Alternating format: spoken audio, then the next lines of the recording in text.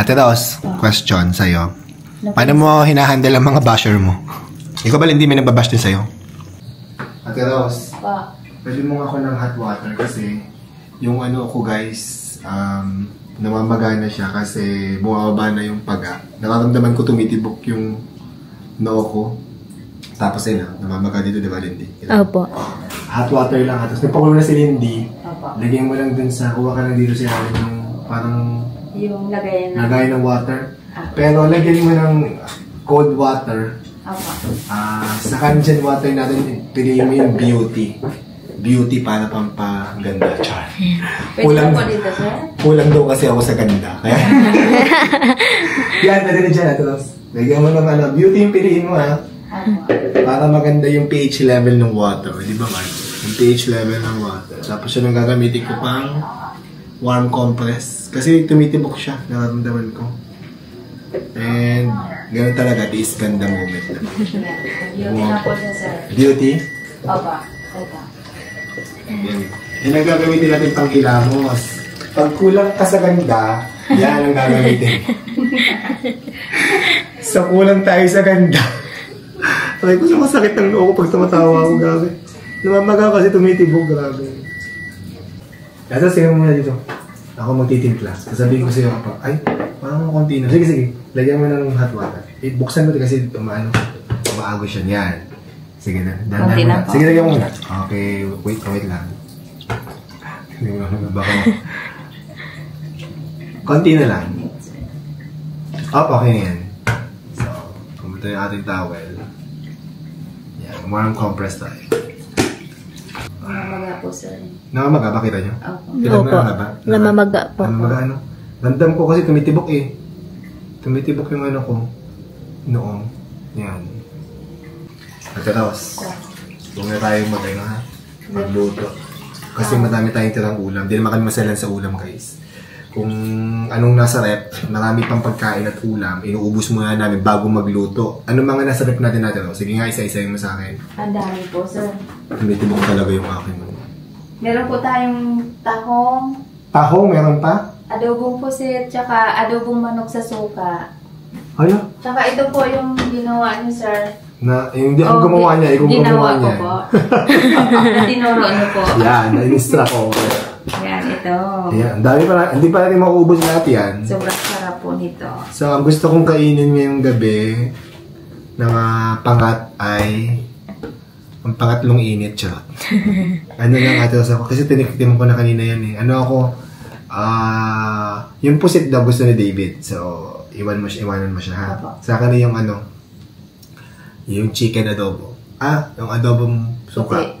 Yun na lang sa akin. May kaya naman tayo, di ba? Meron pa nagsaing pa, sir. Grabe talaga guys. Masakit talaga yung ano. Ngayon ko palang naramdaman na sumakit ang ulo ko.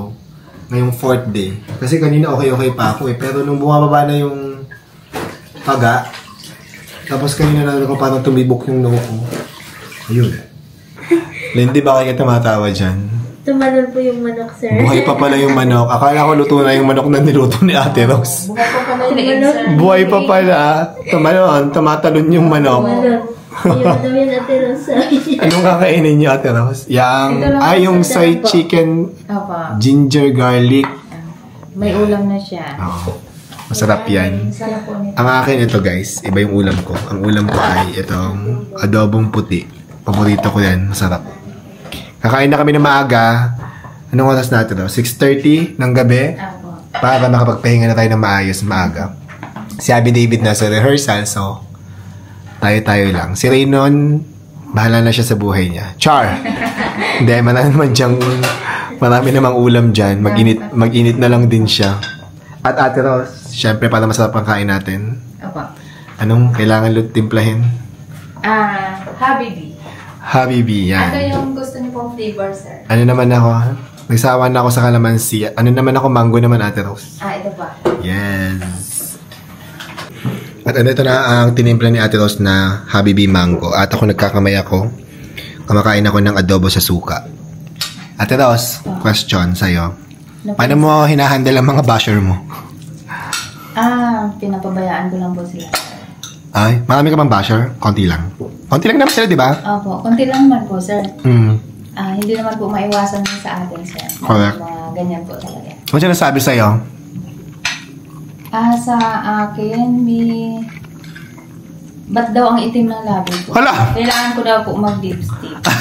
Sabi ko kasi po, nasa lahi po kasi namin yan. Nakakaloka. Ang mga tao talaga, no? Walang masabing maganda sa'yo. Kasi- Kumbaga, ang dahil kong sinasabi, Ate Rose, mas pipiliin kong maging mabuti, diba? Kaysa sa, diba? Opo. Mas maging mabuti. Lagi mong pipiliin na maging mabuti. Kasi para naman po sa akin, hindi mahalaga ang itsura, sir. Ang mahalaga ay may maganda kang kaloob. Tama. O, diba, Lindy? Tama. Ikaw ba, Lindy, may nagbabash din sa'yo? Minsan meron po Ano sinasabi sa'yo? na, ano ba yung sinasabi? Maarte daw po ako, sir. Maarte ka? Diyos ko, kung maarte si Lindy, Diyos ko lahat yata maarte na. Charot Hindi po ako lang. kumakain ng maanghang, kaya po yun, sir. Ayun, Opo. Alam mo, Lindy, mga ganyan, intindihin mo na lang, maging mabait ka na lang din. Opo. Kasi ako din, may mga bashers din ako, pero ginagawa ko kagaya nyo, deadman na lang. Ang importante, alam natin kung ano yung tama at totoo, diba? Opo. Yun. At lagi natin pipiliing maging Mabuting mabuting tao. Correct yan, diba?